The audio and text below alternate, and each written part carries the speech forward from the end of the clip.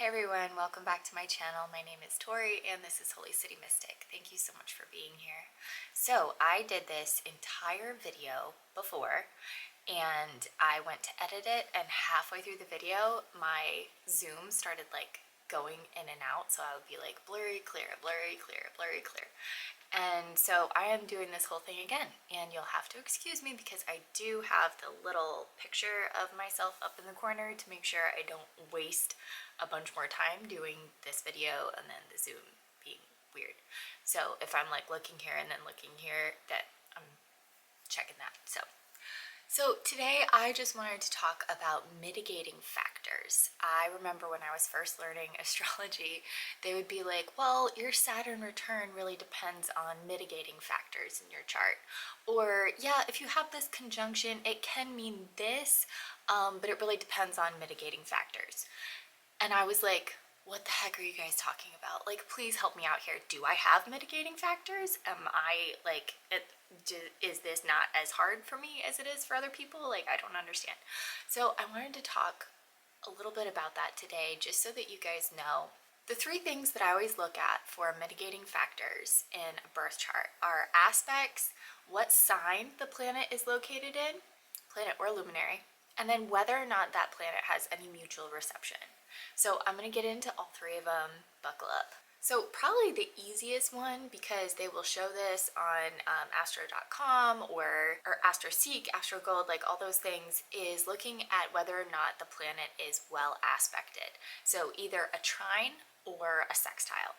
Now, a trine is the best aspect you can get. It has the energy of Jupiter, so it is like abundance. It is like this easy flow of energy where the planet has every support that it needs. So a trine is a really beautiful aspect to have. And so if you have a difficult placement somewhere, or even just a planet with a lot of lessons associated with it, like Saturn or Pluto or something like that, and then you have a trine leading to that planet, it's going to smooth out those bumps that that planet has along with it, because something else is helping it. Something else is creating this easy flow of energy there. Now, a sextile, that's the energy of Venus. So it is a lesser help, but it's still a help. Instead of it being that beautiful like gateway to something, it's more like lending a helping hand. It's like, hey, I see you, I support you, it's gonna be okay. So if you have something sextiling something else, just think of it as like a half a trine, where it's half the support.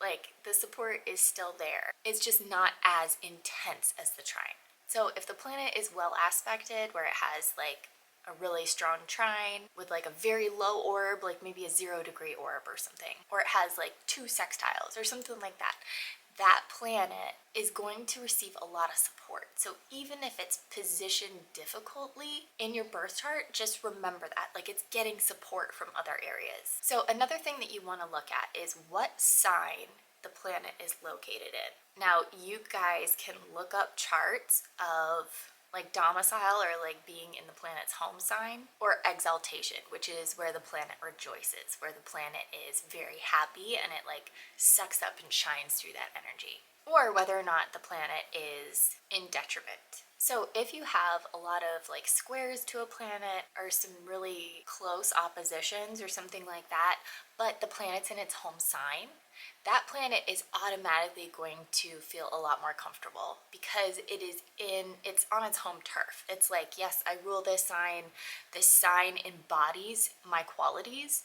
so it's going to have a lot more strength because of that. So if you have Venus in Taurus or Venus in Libra, that Venus, even if it has some squares or some oppositions or something like that, it's going to be more comfortable in that sign anyway, and that Venus energy is not going to be as changed as if that Venus was in a different sign, such as Scorpio, which is where my Venus is. So there is also exaltation, which is not the planet's home sign, but it is where the planet is also super happy. So like I said, you guys can look up those charts. They're everywhere. Just type it into Google, planet exaltation, planet domicile, and you'll usually get a grid of like where the planet is the happiest versus where it's not as happy. So the last thing is mutual reception, and Brennon has a really amazing podcast about this. I would highly recommend you go and listen to it, because I'm only going to talk about it for a second, and it's probably not going to make very much sense unless you know what I'm talking about already.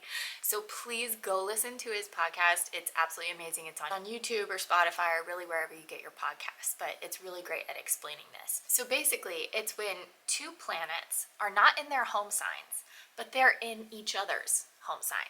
So say Mars is in Taurus. Mars isn't super happy in Taurus because Mars is like fire energy, you know, like really going for things. And then Taurus is ground. So it's like this fire energy is just like moving across the ground, and there's like a lot of frustration pent up and all this stuff if Mars is in Taurus. So, however, Venus is in Aries, which is ruled by Mars.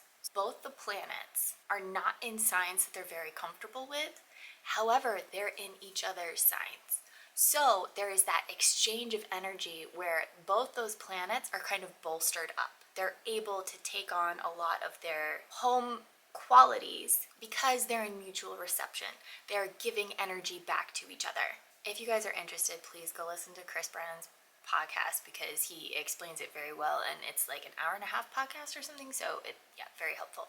So if this is helpful, please let me know. I hope this will give you guys just some more information as you're looking at your own charts and exploring the different things going on, especially if you have like a Saturn return coming up, or some kind of conjunction coming up that you're a little bit nervous about, or you're like, oh, I don't know how this is going to go.